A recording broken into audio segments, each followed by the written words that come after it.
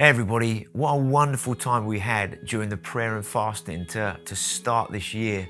I love just spending time with you guys, worshiping, seeking the Lord, and just encountering God together and all that He does in us as a people when we gather like that, and all that God says to us as a people.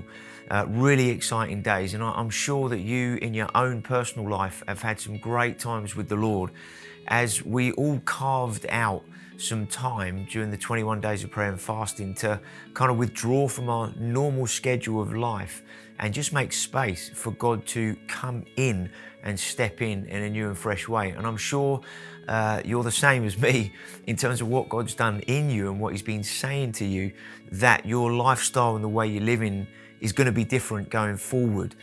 And for Jane and I, God has been talking to us about living more of a fasted lifestyle. And that might affect some of our diet in some way. It doesn't mean we're not going to eat, but maybe some of what we're eating is changing. But also in relation to what He's been saying to us about this coin, if I can put it this way, two sides of a coin.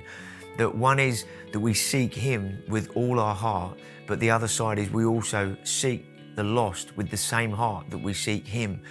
And I know I'm just praying through that. I know God's been working in my own heart, and I know Jane too, in terms of what that means, what that looks like. And probably like yourselves, I've been praying pretty much every day for the people on my Pray for the One and Win the One cards, and really wanting God's heart for those on my card, to pray for them and asking for opportunities to really talk to them about Jesus, but also build relationship and connection with them. Last Sunday was absolutely brilliant when Anne shared her testimony. I know in Crawley, someone shared their testimony there, and then we all had the opportunity to, around our tables or in our homes, to kind of share our own story about how we came to Christ and what He's done in our lives. And our testimonies are so important, and your testimony is just as important as anybody else's.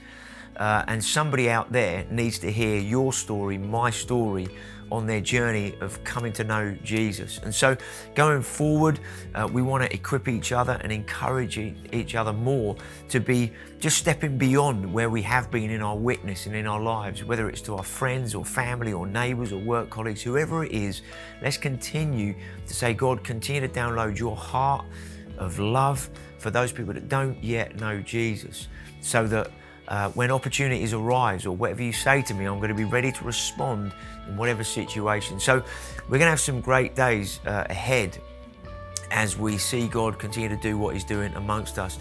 And as we kind of move into this month in February, tonight we have an encounter night. It's going to be exciting. I believe God's going to continue to work and move in us, speak prophetically, work in our hearts and lives. But also as a church community, we gather to worship, to honor Him, and to make sure that His presence is right at the center of who we are. In a couple of Wednesdays' time, we've got our prayer night. It's going to be a church prayer meeting online, okay? It won't be in person, that'll be online.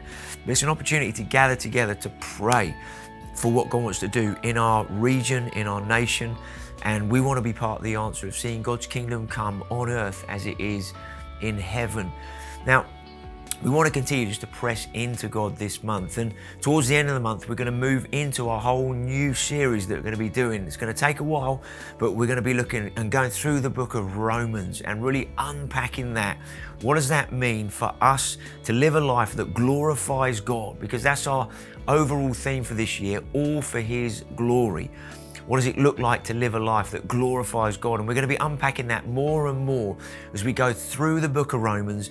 What does that mean in our own personal life? What does that mean as a family, in your context, in your home and household? What does that mean in terms of our witness? What does it mean for us as a community, a church together?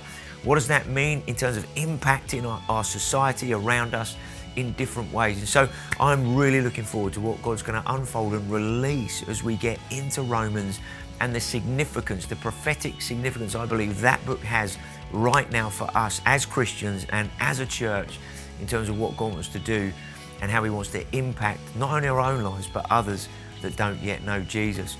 So let's stay connected into one another. Let's stay built into the life of the church and all that is going on.